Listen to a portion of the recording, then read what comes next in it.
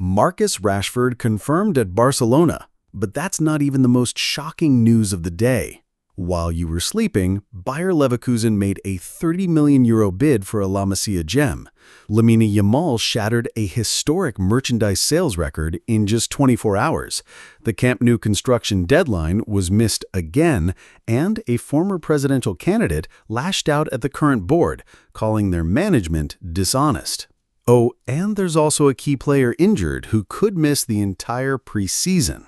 Stick around until the end, because I'll reveal which of these bombs could destroy Barca's 2025 plans, and the answer will shock you.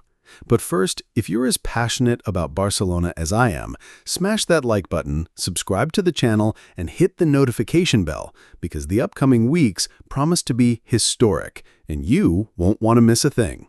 Let's start with something that might seem simple, but actually reveals a lot about the club's current situation. Did you know that in just 24 hours, over 70,000 jerseys were sold? And we're not talking about any jersey. We're talking about Lamine Yamal's brand new number 10 shirt. The craze was so intense that Nike had to ship 30 pallets of jerseys to 170 different countries. Each pallet holds about 2,300 shirts. Do the math. The numbers are staggering. On the first day alone, revenue likely came close to €10 million. But why start with this? Because all this hype hides a much more complex reality behind the scenes at Barcelona. While fans celebrate the symbolic passing of the number 10 from Messi to Yamal, the board is dealing with problems that could shape the club's immediate future. One of the most concerning and least talked about issues is the Camp Nou. Remember those promises that we'd return in August? Well, forget them. The traditional John Gamper Trophy match, originally scheduled for August 10th at home, will not take place at the Camp Nou. The new estimated date is now the weekend of September 13th-14th, when Barcelona hosts Valencia in La Liga. It might sound like just another construction delay, but the consequences are far more serious than they seem. UEFA rules are clear. All Champions League group stage matches must be played in the same stadium. The first matches take place between September 16th and 18th. If the Camp Nou isn't ready, Barça could face a major dilemma, especially since Montjuic Olympic Stadium also has commitments, like a Post Malone concert on September 12th. And the story gets even more dramatic when we find out who's behind the harshest criticism. Victor Font, former presidential candidate, didn't hold back. He described the situation as another embarrassment for Barcelona and harshly criticized the club's propaganda promising an August reopening, pointing out that no serious industry expert believed that timeline. Font went further, accusing the current management of improvisation, lack of planning, and borderline dishonesty. Font's words echo a deeper frustration that goes beyond construction delays. They reveal a crisis of confidence that could directly impact the club's sporting plans. And speaking of sporting plans, things are getting even more complicated. While the club deals with structural issues, the first team is also facing challenges. Ibrahim Diarra, one of the young prospects hoping to impress Hansi Flick and earn a spot on the Asia Tour, suffered a muscle tear in the rectus femoris of his right leg. The club hasn't specified recovery time, but injuries like this usually take at least 3 to 4 weeks. For Diarra, who won a historic treble with the U19s last season, League, Youth League, and Copa del Rey, this injury might have completely altered his career trajectory. He had promising offers and was dreaming of convincing Flick during preseason.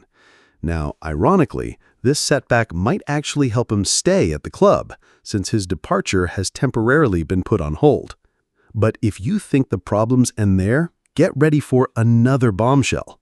While Barça deals with injuries and construction delays, other clubs are circling their homegrown talents. Bayer Leverkusen isn't messing around. They've submitted a formal offer for Marc Casado that could change everything.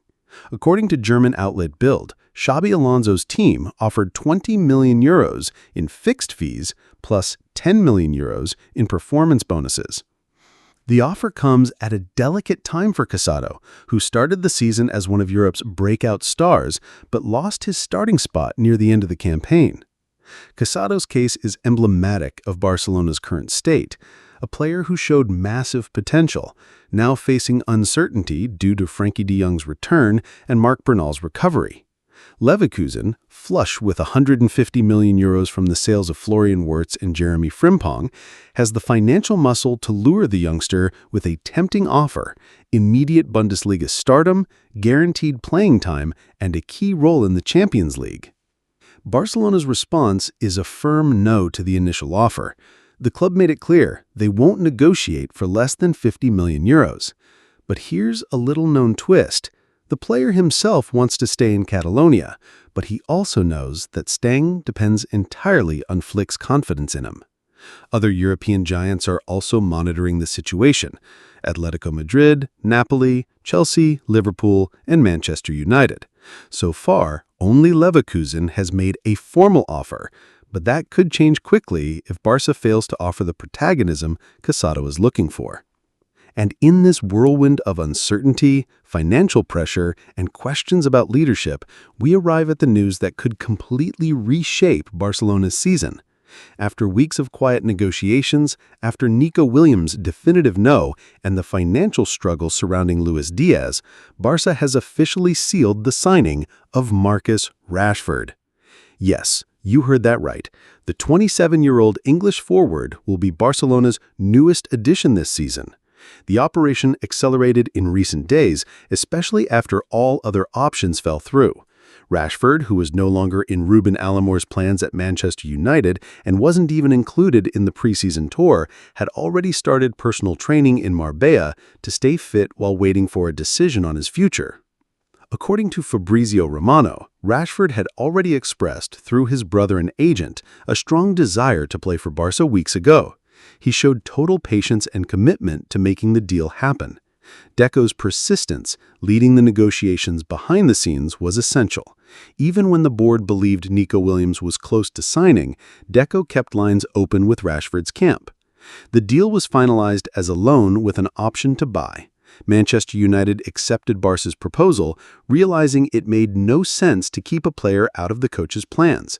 The deal includes intermediaries and grants Barca a one-season loan with a purchase option estimated between €30 and €35 million, which could be renegotiated depending on performance.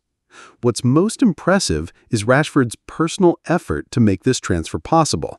He agreed to reduce his salary by about 30% to meet Barca's financial limitations. His original wages, around €28 million per year, will now be fully covered by Barcelona, with no support from United. With Hansi Flick's blessing, who had already approved the signing weeks ago, Rashford will have a well-defined role.